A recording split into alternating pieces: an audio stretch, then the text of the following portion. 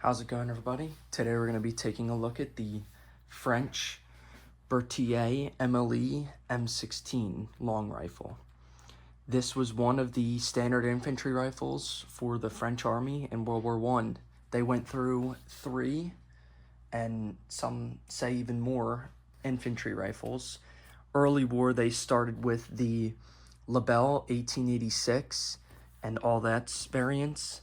They went through multiple different variants, and basically it was a tube-fed French rifle, and that was the first smokeless rifle, actually. The French did it first. And then the Germans scrambled with the commission rifle, or the Gewehr 88, and that's a different story, though. But anyway, the French Lebel 1886 was the first standard infantry rifle for the French army, at least early in the war. Then they started with the Berthiers. They went to the Berthier 1907 and the 1907/15, and they were both Berthiers like this, but the magazine followed the stock. So there would be, like, take that, and that's how the gun looked. Basically, just no extra magazine. And they had only the 3-round mag, so that's where this Enbloc comes into play. And that's the difference there. And then finally, the third was the Berthier MLE M16, which is what we have here. This is a factory-built M16. It is not a converted 1907/15. It is a factory-built M16, which is a little less common, but still, and it's just awesome. I mean, I like unique stuff, and it's not like this is the rarest thing in the world, but still very, very cool. And the production numbers are definitely much less because it was so much later in the war. I believe it was a few 100,000 compared to, millions of the 1907-15s. And it's just cool. I mean, even if it was a converted rifle, they're still great. There's not much difference except if they were converted or not. But either way, this is one of the French main infantry rifles of World War I. And it's a gorgeous rifle, first of all. And also, there's many pictures online and war photographs of these things, of soldiers carrying them, which is just added coolness factor. But really cool rifles, super unique. And there's just a lot of very interesting features that I'll go into now. So, you have your bolt action, and I believe there is no safety on these, and if I'm wrong, someone can correct me, but I don't believe there's a safety. So right now you just pull the trigger and fire, but to safely decock the bolt, you want to just let your finger slide with that bolt, and now it's safely decocked. And there's just a lot of coolness. Your straight trigger, not many rifles have that. The French do, though, which is pretty cool. You have your mud hatch or your dust cover hatch to keep mud and dust and dirt out, and then when you need it, flip it open. Or I believe they were intended so you can push hard enough with another one of these that it would forcefully open, but that's a stretch. I think they're pretty tight. I'm not going to say it's impossible, but I think it's just harder to do than just opening it. But regardless, that's what that's for. That's just to keep mud and dirt out. And then that was another improvement that the 1907s -15s did not have, because these were just open on the bottom. And since they were flush, it was just open. All kinds of stuff is getting in there. Then the spring's not working for the rounds, and it was just a nightmare. And also, you only get 3 shots compared to 5, so it was a great improvement by the French.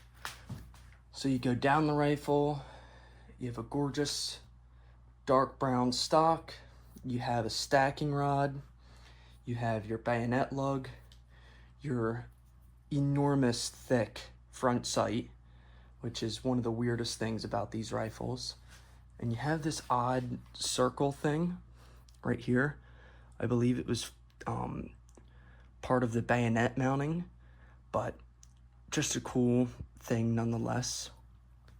And then go down the other side, cavalry ring, sling swivel, and your back sight, obviously. And then you have your receiver marking. Like I said, this is a little rarer than these, 1907-15 converted rifles, because this is a factory-built MLE M16. So, just really, really cool. And it's a gorgeous rifle. You also have these 2 thick pins, go through both sides of the stock, and, great rifles. And this is a Saint Antony or Antonier. I don't know how to pronounce it. I'm not, I don't speak French, but I gave it a best shot. And also, you have, let me try to get there, a gorgeous stock stamp. It's very faint, but it is there. You can see the faint circle. That was a stock stamp, and it would have been original and much more profound way early on. Your rear sight starts at 400 meters and goes up to 8 for when it's flipped like this. And you can adjust accordingly. And then your ladder, let me show that. Your ladder starts at 900 meters and goes up to 2,400. A little bit of a stretch, but volley fire is volley fire, and it's not accurate, but if you got enough guys doing it, you might hit something. So your battle sight is, I'm gonna say 200 or 300. I will correct myself later in the video, but it is one of those two, I'm gonna guess. And you also have a end stamp, which was a chamber upgrade, and that just is for the later French ammunition. Still shoots this, but just an upgrade. Still shoots the 8mm French, or 8mm lebel, or 8x51, whatever you want to call it. So, gorgeous, really unique rifle. And I'll show you guys where you find your stock date. Your barrel date. So, to find the barrel date, you want to press this in and open or slide this forward. Then you want to pull this up and then pull your top handguard forward and rotate it. And then you can see under here, 1917 IPA, it looks like. So, and these are pretty fragile, so be careful. But that's your barrel date. And if your barrel matches everything else, if it's a matching rifle, that's when your gun was made. So, pretty interesting stuff. I'll show you guys how the Enblocs work, and then we're gonna take it out to the range and shoot it. Always the best part. So to load your Enblocs, you want to take these and just load them like any other Enbloc.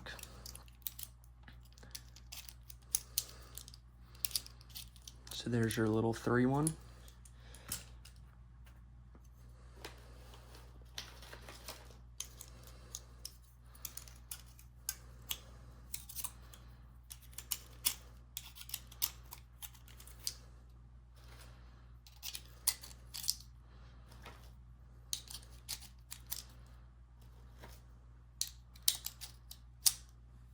There's your 5-rounder. These are a little weak, but they still serve the purpose. As you can tell, they're not the best. I'd like to get a stronger one, but as of right now, this is all I got.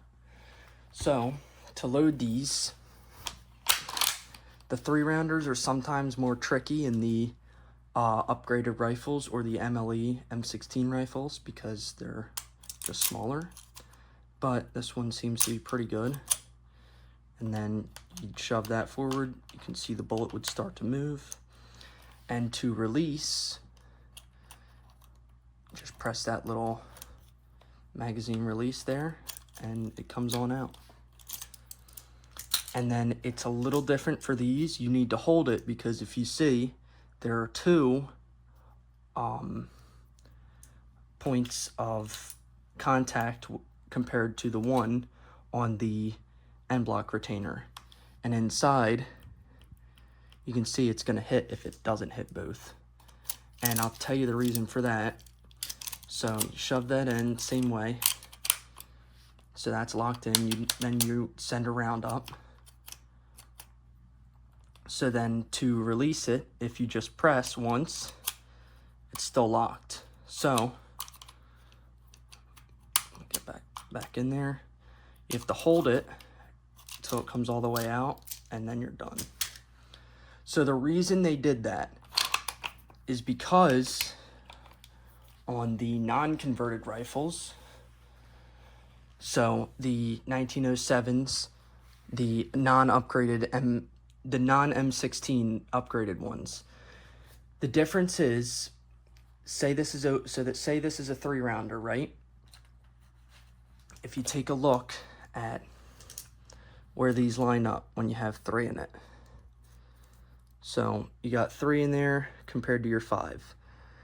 So those are in the exact same spot, the dimples for the Enblocs.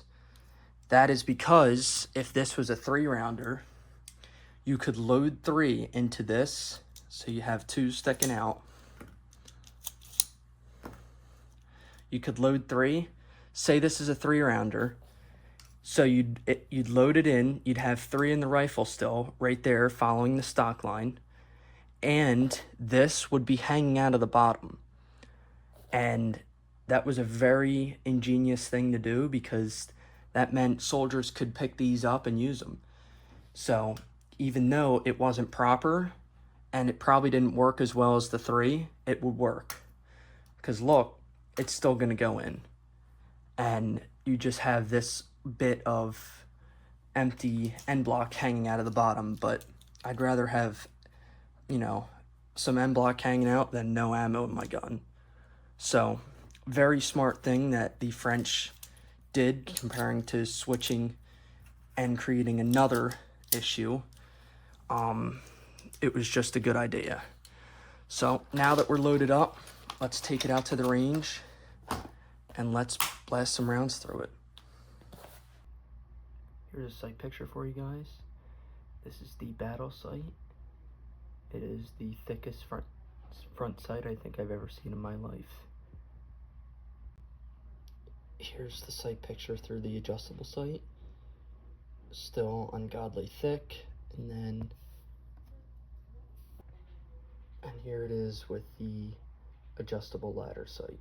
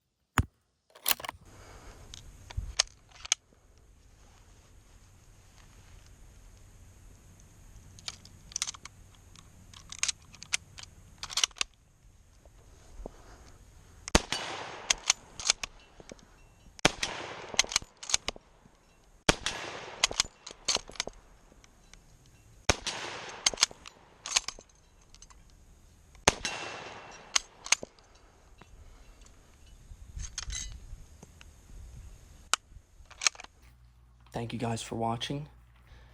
And if there's one takeaway from today's video, it's that the French Berthier was the best improved rifle for the standard infantry of the French army in World War I. Thank you guys.